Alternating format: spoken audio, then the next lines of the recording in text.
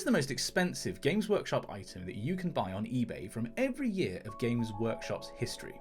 Well, before Christmas, I got quite sick, and so I had some time on my hands to do some brain dead work and just inputting things into eBay's search engine, and I found out. Somewhat surprisingly, I was able to find items dating from 1975 onwards for every single year that met my criteria. What were those criteria? Firstly, no whole armies, and secondly, nothing pre-painted. These two rules together basically ruled out a lot of the really high value lots on eBay, most of which were, I painted this army in the 80s and here you can buy all of it in one go. I wanted something that was basically, I can go on eBay and buy something that I would have been able to walk into a Games Workshop store and buy myself, or in one case be the right person to walk into a Games Workshop store and acquire an item. That also meant no big bundles, though I have made one exception here because there was a listing that was just really fun and I wanted to include. No things made by other companies to fit into Games Workshop's IP, so for example, no statues made to promote Dawn of War. There were quite a few of those. And then lastly, a very subjective criteria, no bonkers listings. By that I mean there were several listings that were clearly from a company that had just inherited a bunch of Games Workshop stock and did not know how to price it appropriately. For example, I don't think anyone would agree that an army book would ever be worth £1,000. Very subjective, I know, this isn't perfect, but it didn't feel in the spirit of this video. Just as well as a hobby community that doesn't get overly obsessed with details and making sure things fit exactly to the rules. The way that I found these items was that I set up a search on eBay where I put in a year and then one of a couple of phrases: Citadel Miniatures, Games Workshop, Warhammer, or 40k. I did all those separately and made it so that any lot that came up had to satisfy all the items in the search box. So the year and Games Workshop, or the year and Citadel Miniatures, and so on. And then I just searched by price highest to lowest. So for this video, I'm going to work backwards in time, starting in 2020. I did look for things that were made in 2021 and 2022, but it was just impossible to filter them. So I'm going to start in 2020. The most expensive item for 2020 was a signed hardback edition of The First Wall, part of the Siege of Terror series. In 2019, it was a Black Library advent calendar for just over £400. And in 2018, we're in territory that's going to be much more familiar for the rest of this video,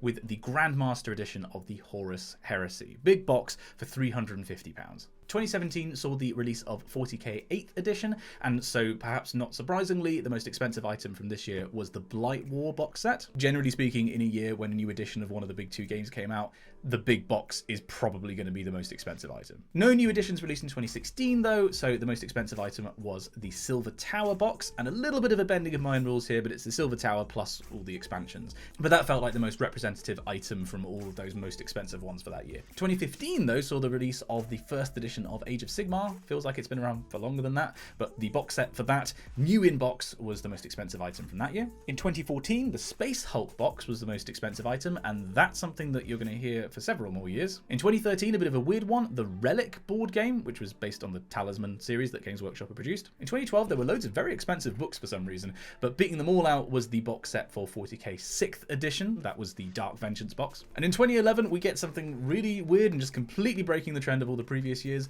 the Chaos Dwarf Skullcracker War Machine. This comes from the period when I was away from the hobby, from about 2009 to about 2016, so this was an entirely new unit to me, and I kind of had to check that it was a real thing before putting it in this video. Back to more familiar territory for 2010 with the Island of Blood box set. In 2009, another Space Hulk box, this time the 3rd edition of Space Hulk. In 2008, the 5th edition of 40k came out, which means, surprise, surprise, Assault on Black Reach is the most expensive item available. In 2007, an unusual entry topped the list with the Siege of Vrax, one of the Imperial armor books. I think the only listing of its kind really in this entire list. 2006 saw the release of the 7th edition of Warhammer Fantasy, but even the box for that couldn't beat out the Tau Army box that's available for, to me, a mind-melting price of £500. And about here we transition into what I think is kind of Games Workshop nostalgia proper.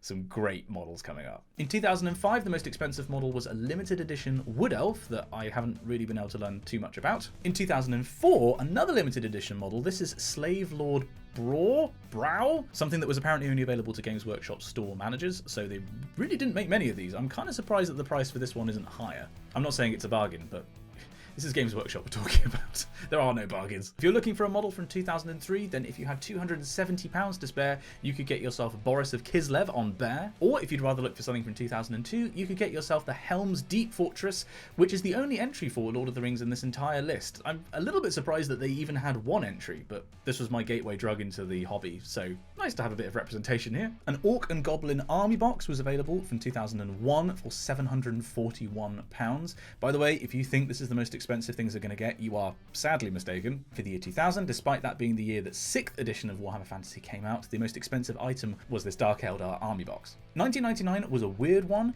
If you believe the listing, then the most expensive item available was this unreleased mounted vampire. Basically impossible to verify. I don't know if there are any experts who want to weigh in on this, but I wasn't 100% sure that that was a legitimate Games Workshop model and not just someone bullshitting on eBay. So if you don't want to take that one, then I'm very happy this is on the list. Battlefleet Gothic, the most expensive thing for that year. 1998 was the year that 3rd edition 40k came out, so I was expecting that massive box to be the most expensive item, but it wasn't. It was the Warhammer Fortress, another classic kit. Though if we're talking about classic, 1997 does not disappoint with Gorkamorka. 1996 was the year that 5th edition Warhammer Fantasy came out, and the army box for that was the most expensive item at nearly £1,000. But that pales in comparison to 1995, with an exception that I made to my own rule because it's just such an epic listing. This bundle of all of Warhammer Quest. And I like the fact that the seller is saying, like, I know this is a ridiculous price, but this has a lot of sentimental value, so I want to get a lot of money for this. And you know what? I'd ask for that much too. Warhammer Quest, though, isn't done yet, because in 1994, one of the more unusual things that I found in this journey was a promotional poster that was given out to retailers for Warhammer Quest, which was going for nearly £1,000. Look at the muscularity! And this was a bit on the borderline of, is this a Loopy Land listing or not? But I was like, you know what? That's probably actually quite rare. Fair. Okay, fine. 1993 was the year that 2nd edition 40k came out, and that's like the iconic big box. Surely that is going to be the most expensive item, right? Nope.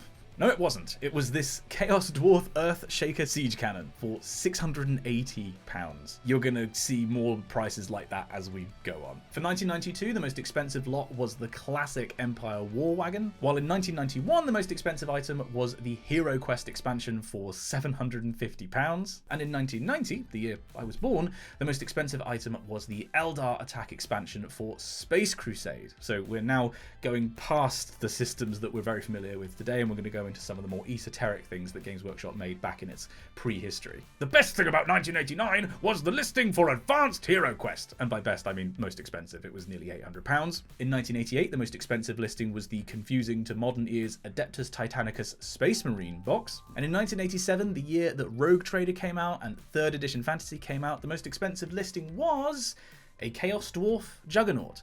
Chaos Dwarves feature a lot in this list. But then, in 1986, we come to possibly my favourite listing of the whole series. I had to double check that this was an actual miniature and not someone trolling. In 1986, in Games Workshop, you could buy, for 60 pence, a wizard with submachine gun. Personally, I would love to own this blister pack, but I don't think I can afford to do so because it is listed at £659. I didn't do this analysis because I didn't have all the data available, but I think that is probably the largest percentage increase from RRP in the year of release to what it's going on eBay for now. Also, petition to rename Space Marine Librarians Wizards with Submachine Gun. Let's call these things what they are. From here on out, though, we are in the world of fantasy, starting in 1985 with the giant Chaos Battering Ram. In 1984, the year that 2nd edition Fantasy came out, the Orc War Wyvern. And in 1983, the year that 1st edition Fantasy came out, kind of surprisingly, the most expensive item was the 1983 Citadel Catalogue. I guess there's a scarcity of products available from that year. Everyone's just already got them and isn't selling. Though having said that, I would actually really quite like to own the 1983 Citadel catalogue. I'm sure it's full of fascinating stuff. But now we come to the most expensive item on the entire list. Yes, more expensive than that Warhammer Quest bundle. Because someone is selling from 1982 the classic Chicken Dragon. If you've read anything about Games Workshop history, you probably heard about this kit. It was, I think, the first large metal dragon that they had made, and it just looks a bit chicken-like. But if you wanted to own this thing, how much will it cost you? It will cost you just shy of £5,000. I mean, I love my Games Workshop history, but I don't think I could ever stretch to that. Things calmed down in 1981 with a significantly cheaper giant half-troll champion, and in 1980 the most expensive item was an Apocalypse board game box. I will say it's entirely possible that I missed stuff from this year because I was trying to filter out things that were listed for the 1980s rather than 1980. And now we come to 1979, which is where I thought this experiment would come to an end, because that was the year that Citadel Miniatures was founded. And Citadel Miniatures originally made models for lots of different companies and lots of different IPs. It wasn't just Warhammer or 40k. So the most expensive model available from 1979 was a model that Citadel made for another company called Ral Partha, specifically the Ral Partha steam cannon. Now, Games Workshop wasn't the only company that made models for Ral Partha, so it's entirely possible this wasn't actually made by GW, but it was the best thing that came up. So bit of an asterisk on this one, but I thought that was quite interesting to include from a historical perspective. Though speaking of historical perspectives, 1978 threw up a real surprise, because I was not expecting this item to be available on eBay for any price. From 1978, you could get a copy of White Dwarf #1. Now that may be surprising to some of you, because White Dwarf #1 didn't come out in 1978, and you'd be correct, this isn't a first edition, this is a reprint. All the same, it's still going for £3,000. And that means that, somewhat paradoxically, in 1977, the most expensive item available was White Dwarf #2, but a first edition. And it's only going for £150, which, yeah, wasn't expecting that. And that just leaves 2 years. 1976, in which there is no Citadel Miniatures, and yet when I searched for it, a Ral Partha miniature came up from 1976.